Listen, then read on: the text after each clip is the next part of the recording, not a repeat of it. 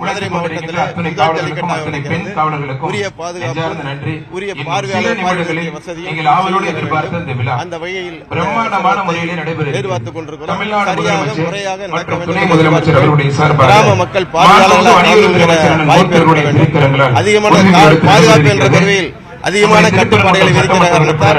இங்க இருக்கிற பார்வையாளர்கள் வாய்ப்பு இல்லாமல் இருக்குது. அதற்கான சூழ்நிலை உருவாக வேண்டும் என்று எதிர்பார்க்கிறோம்.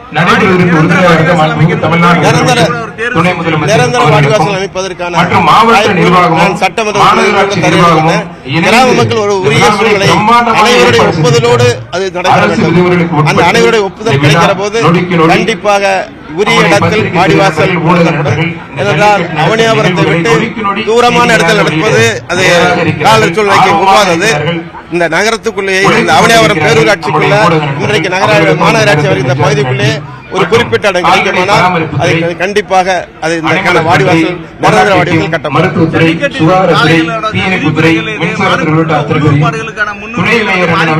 வேண்டுகோள் என ஆன்லைன்ல பண்ணும்போது சில முன்னுரிமைக்கு சில மார்க் கொடுக்கலாம், சில விதி விலக்குகள் இருக்கின்றன.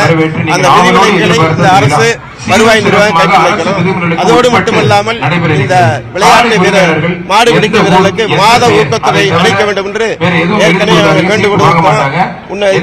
இன்றைக்கு இருக்கிற அரசும் கூட என்னுடைய தேர்தல் அறிக்கையில் சொல்லியிருக்கிறது. ஆனால் இதுவரை நடக்கவில்லை.